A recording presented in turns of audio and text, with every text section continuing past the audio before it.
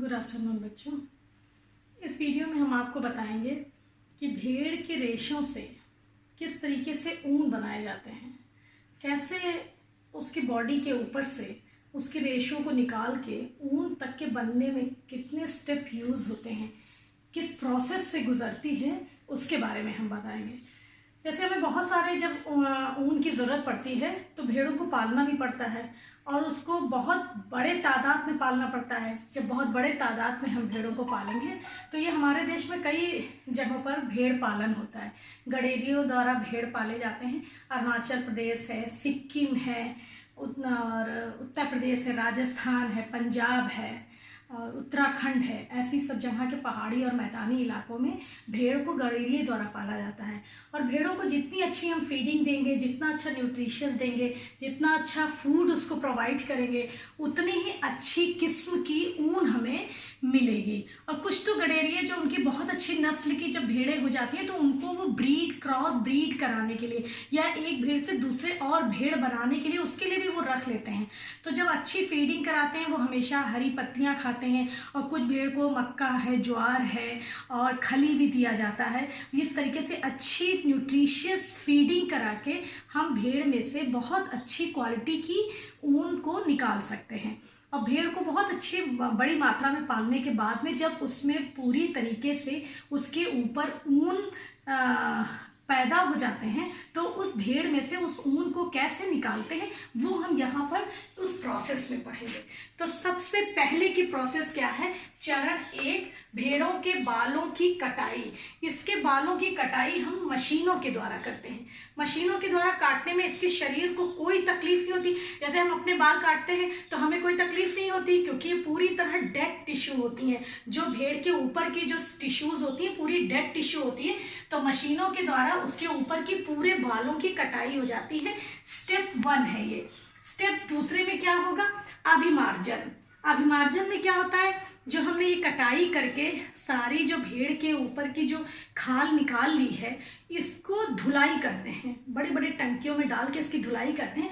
धुलाई करने पे क्या होता है? इसकी चिकनाई है, धूल और गर्द सब उसमें से निकल जाता है। तीसरी इसकी प्रोसेस क्या होती है? छटाई। छटाई में क्या होता है कि जब ये चिकनाई और धूल और गर्द निकल गई तब इसकी देखा जाता है कौन से बहुत लंबे हैं। जो बहुत लंबे हैं उनको अलग कर लिया और जो चिकनाई में अगर किसी में चिकनाई ज़्यादा लगी है तो चिकनाई वाले हल्के का अलग कर लिया, जो हल्के हैं उनको अलग कर लिया। तो ये सारी चीज़ छटाई में आती है। चौथा प्रोसेस है इसकी कताई। कताई में क्या होता है कि ये धुलने के बाद छटाई भी हो गई, उसके बाद इसको सुखाया जाता है। जब ये पूरी तरह से सूख जाते हैं तो सूखे हुए जो फूले हुए रेशे रहते हैं उस रेशों से हम ऊन के धागे बनाते हैं। अब जब ऊन के धागे बन गए तब अगली प्रोसेस आती है इसकी रंगाई की।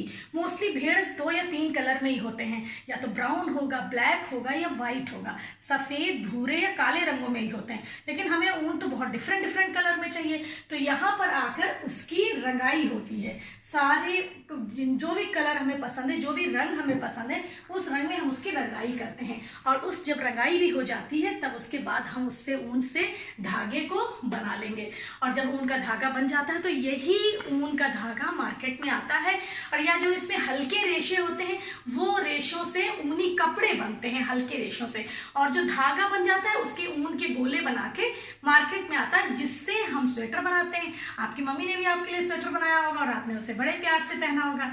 और इसके बाद में ये सारी प्रोसेस में बच्चे जो भी कारीगर काम करता है, ये कभी कभी क्योंकि इसमें कई प्रोसेस ऐसी हैं जिसमें धूल है, गर्द है, चिकनाई है और उनको छांटना पड़ता है। ऐसे बहुत सारी चीज़ों की प्रोसेस में एक तरीके का जीवाणु इसमें निकलता है, उसको एंथ्रैक्स कहते हैं। इस जीवाणु से एक ब्लड का रोग यानी रुधिर का रोग हो जाता है जिसे सोट्स रोग कहते हैं। और इस रोग से वो कारीगर पीड़ित हो सकता है अगर उसने सावधानी नहीं बरती है तो। यानी आप मास्क वगैरह लगा के इस काम को करें और ज़्यादा से ज़्यादा प्रिकॉशन रखें जिसमें आपको इस जीवाणु से बचा जाए। दूसरी बात है भेड़ों की संख्या पूरे वर्ल्ड में चाइना और ऑस्ट्रेलिया के बाद इंडिया हमारा तीसरे नंबर पर है।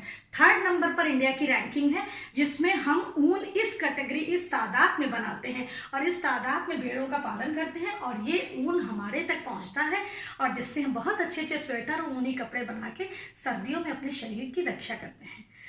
आज इस वीडियो में इतना ही। अगली वीडियो में हम आपको रेशम के कीट के बारे में बताएंगे कि रेशम के कीट में सेरीकल्चर के द्वारा हम किस तरीके से आगे की चीज़ें बनाएंगे।